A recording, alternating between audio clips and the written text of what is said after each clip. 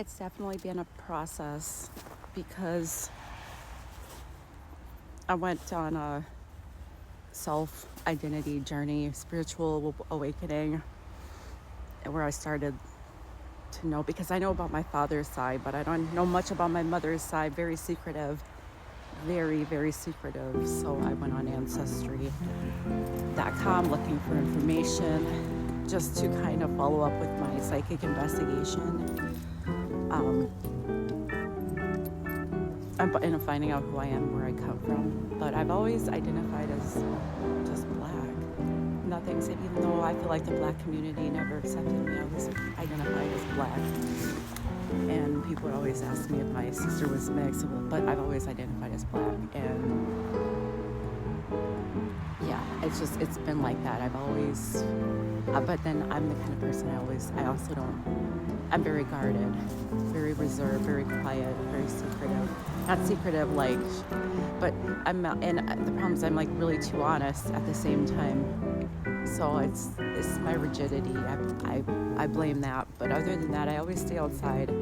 Ever since I was young, I've always been outside.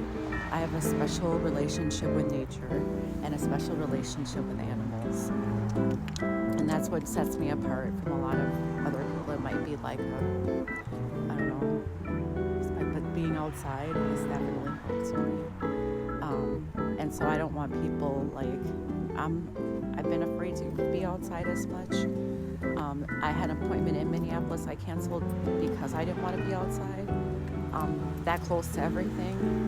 I am concerned because I'm a person of color, and even though I was born and raised here and I've never ever lived anywhere else outside of, I'd say the farthest has been 15 minutes from Minneapolis, I still feel like it's just weird. This is weird, but I'm coping, and I'm gonna get through this midlife crisis or whatever I'm doing, because I have to move. Like, I don't have anywhere to go. So where do I go from here? Like, where do you go from here? This is so, I mean, the world is so messed up, I don't even know where to start. I have to get outside at least once a day, otherwise I'll go crazy. But the point is, if you don't have it figured out yet, you don't know what you're doing, nobody knows what they're doing, but we'll make it work through faith. Just a mustard seed of faith is all it takes. And you gotta just keep it and hold on to it. Like, I was given a mustard seed of faith as a small child, and that thing has brought me so far. I've survived a lot. I barely graduated high school.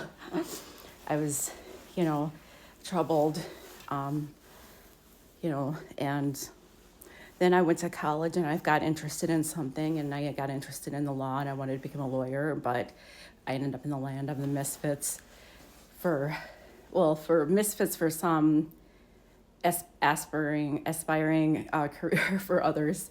I know when I used to work in one prison, my first prison, you walked in and there was like a plaque against the wall and it said, "Corrections, a proud profession." And I was like, oh, okay, yeah, I guess it's better than working at Foot Locker for now, but we'll see.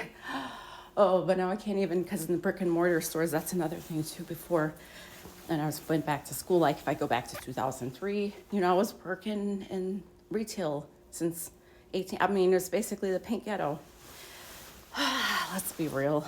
So now I can, live my life, even though now I'm an empty nester.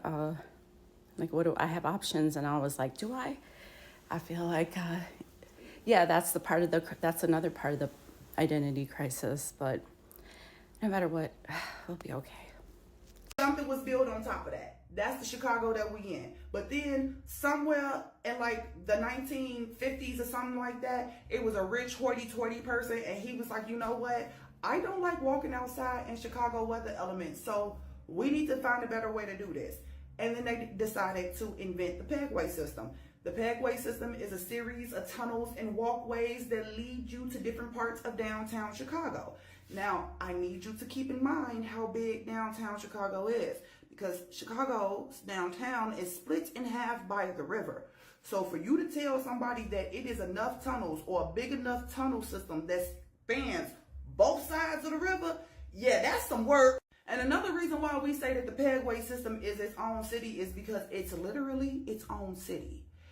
Any type of store that you think of finding is down there. Like people come to downtown Chicago to shop and they think got it. She said, "Great. Do you know my story? Do you know how I'm trapped here?" "No, ma'am. And I feel like you finna take me. What's happened?" She said, "I don't want you. At least not how you think I want you. Please set me free." The white man lied to me. Baby, I am all ears. You said man and then you said white. Hold on, because they be lying, bitch. They be lying. What he do to you? She told me back when the Museum of Science and Industry was being built, it was a whole lot of shit going wrong. Like a whole lot of shit going wrong. The white people was dumping shit into the lake. It was all types of biohazards going on. And she was one of the protectors of that area. But just like Pocahontas' dumbass, she wound up falling in love with a white man. The white man lied. He said that they weren't going to build nothing else, but they built something else. They built that Japanese garden. So she pissed. She pissed because she let it slip on her watch. All her people was mad because she let it slip on her watch. And now they telling her, you got to go and fix it. Go fix it now, because if you don't fix it, I'm a... I think the last video has really given me a lot of not only spiritual context, but historical context because, let's see, my mother was born in Chicago in 48, but then she went back down south to live with her grandmother and step-grandfather, and then she came back up north, and my grandma get her back in like, she must have been like 12, so it must have been around, yeah, like 1960, early 60s, so I'm curious. I don't know why she's Catholic or how she, because we're multi, whatever you want to call it, religious family, but, she's Catholic. And now that I'm finding this out, this is even more, and she always had like a blue rosary. So, um, and it's funny because even though I wasn't born in Chicago, like, I've barely been, I mean, being from Minnesota, born and raised, and people coming from Chicago is like, oh, this is so great. And I'm like, I've never seen anything about what they're talking about. But the experience you had, and you're talking about this, it's eerily familiar when I was about 17 or 18 years old and went there with my mom. Yeah, I think I'm certain my mother is possessed. Even though if somebody has schizophrenia and dementia and a bunch of other stuff, it seems like. But I just, been spiritually investigating my case since I've been getting my memory back, and that's one of the memories that just jogged my memory of the Navy Pier, because I've been there a few times. I've been, on that Michigan Avenue. Okay, so it was coming back, but then there was a time where I felt like it was almost like a dungeon. I went down, and yeah, that is really interesting because I believe, yeah, she's she's got some generational curses, but the thing about it is that I wonder often why my mom made the choices that she's made in her life, and she's the reason why I've been diving into how people change and what motivates people to change and what motivates people to think, and about their action and just things like that. So yeah, this was really interesting picture. Like, I'm mind blown now because it makes a lot of sense because she was down there. She worked in a candy shop, she said, when she was like 16 or something. So that would have been like the mid 50s or so. And then, so it must have been right after it was built. And then, yeah, I would assume it was a guy that messed her up.